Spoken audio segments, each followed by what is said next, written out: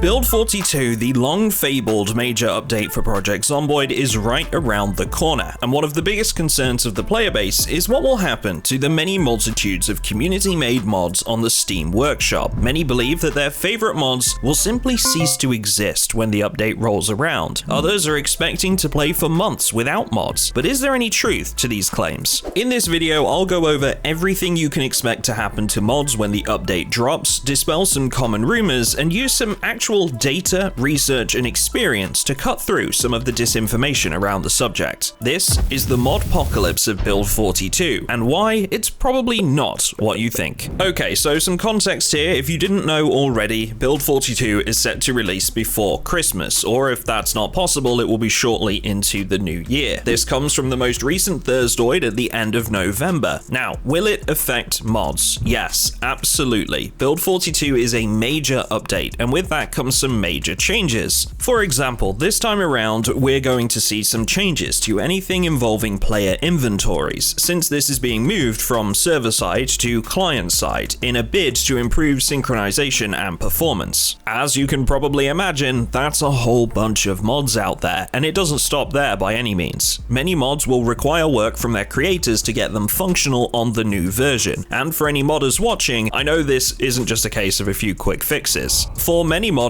this is going to require some significant work, but there are a ton of misconceptions from the general user base about this update, and the main one is that a bunch of mods they've come to know and love won't be updated and will simply cease to exist. Now, there are multiple reasons why that's just not the case, and I'll get onto that in a little bit, but before that, I wanted to start with one specific comment that I see all the time in my comment section, and that's stuff to the effect of RIP Raven Creek or similar panic-born statements that suggest this is the end of any of the map mods they know that are covered by new vanilla towns in Build 42. I'm going to try and keep this as simple as possible so it's easy to digest. There are a lot of details that go into this process of making your own map, but to explain how it works in broader strokes, a map modder will use two programs called TilesEd and WorldEd to create their own environment for the game over a collection of what are known as cells. These cells represent where the modded areas will be placed on the existing vanilla map. Now, in the editor, these numbers are displayed above each cell, and importantly, the cell at the top is known as the origin cell, essentially helping to determine where the other cells will be on the map based on that origin point. I've been in touch with a modder I know, Simon MD, who has very kindly contributed some footage for this video that will help to show just how easy it actually is for modders to simply change these cells and thus move their modded map.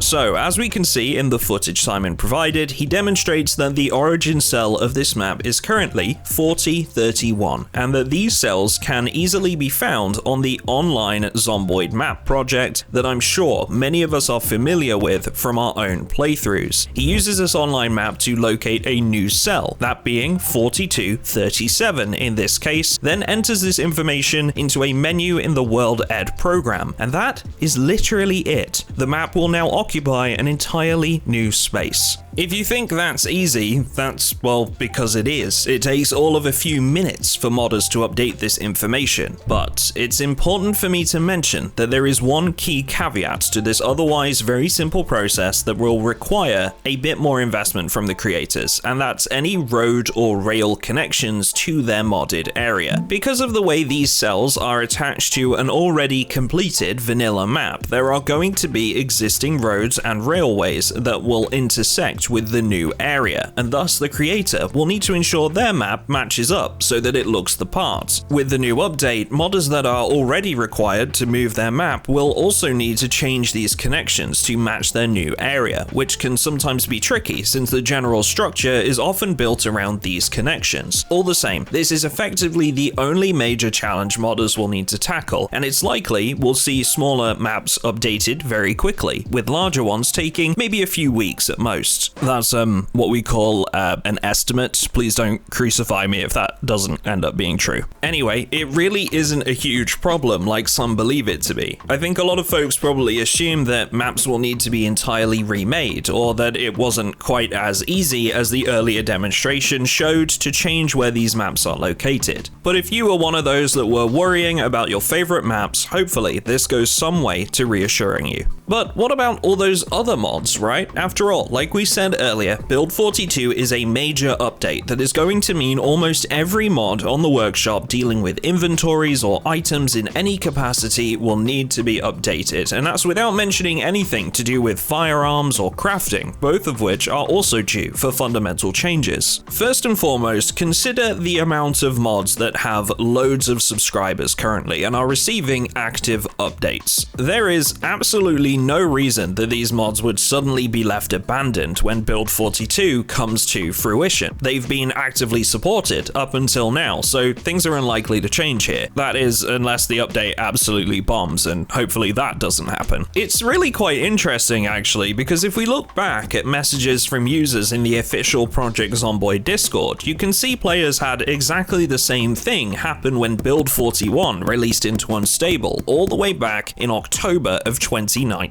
Back then, average player counts were just over 1,000 players, compared to nowadays, where we see at least 20 times that in most months. Build 41 dropped, and they all had to play completely vanilla for a while if they wanted to opt in to the Unstable branch. This is basically all to say this isn't new ground, it's just a lot of players are walking on it for the first time. Still, the modders back in 2019 were talking about what mods they wanted to add on the actual release day, and player counts doubled between the month before the Unstable branch was released and the month after. Within weeks, there was a thriving modding scene again, and this was only increased as time went on and Build 41 became massively popular. The fact that Build 41 was such a glowing success for the Indie Stone meant a huge increase to players, and with that came new modders too. Now, as we're staring down the barrel of Build 42, concerns around modding have been exacerbated due to the sheer volume of players that haven't been through a major update compared to back then. But equally, these player numbers are another reason why all those concerns are so unfounded. All those modders that joined after Build 41, many of them are still here.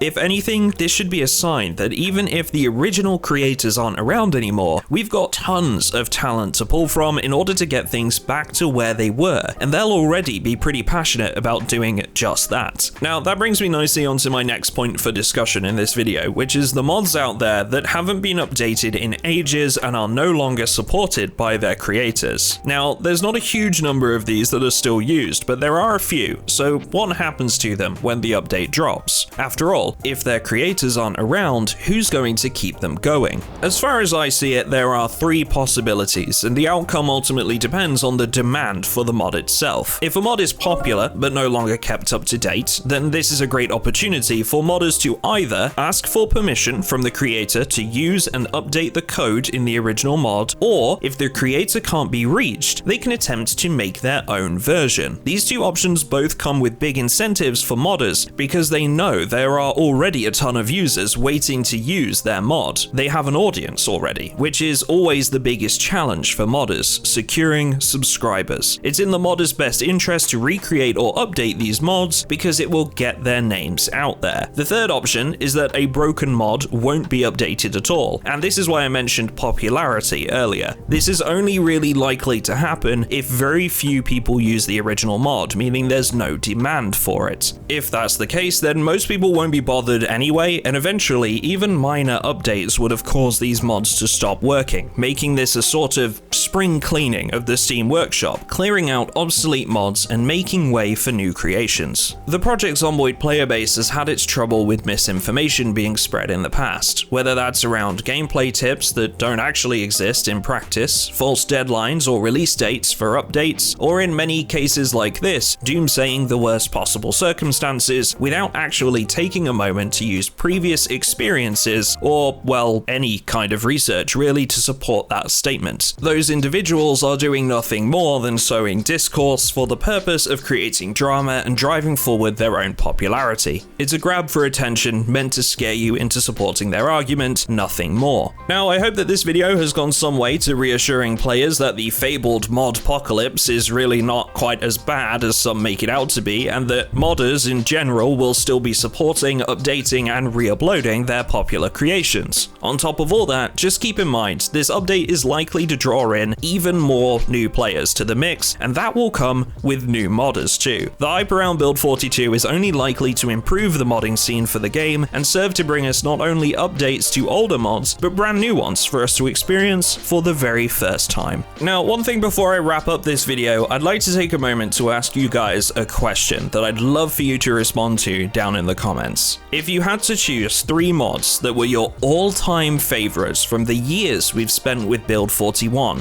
what would those 3 mods be? The reason I ask this is that I know I have a bunch of modders that watch my content already, and by leaving these comments, you can let those modders know which of their works you prefer, and hopefully it'll give them some fuel to consider which of their creations they'll work on updating first, and which ones players want to see the most. Now, I realize I did say that I was going to make an effort to do longer videos, and this one isn't really that lengthy, but I really did think this was something worth talking about and getting out there, regardless of how long the video was going to be. I just want to make sure to update you guys that I am, of course, going to be covering Build 42 when it drops, regardless of when that will be, whether it's over Christmas, before, or after. I will be there to bring you guys some guides on new features, tell you everything that's in the update, and of course, much, much more. Oh, and also, if you didn't see already on my community page, I've put in an offer on my first home, and it's been accepted. I'm over the moon about it, and I guess I just wanted to take a very quick second to thank all you folks that have subscribed to the channel over the years, because ultimately, it's you guys that allowed me to save up and make this happen. So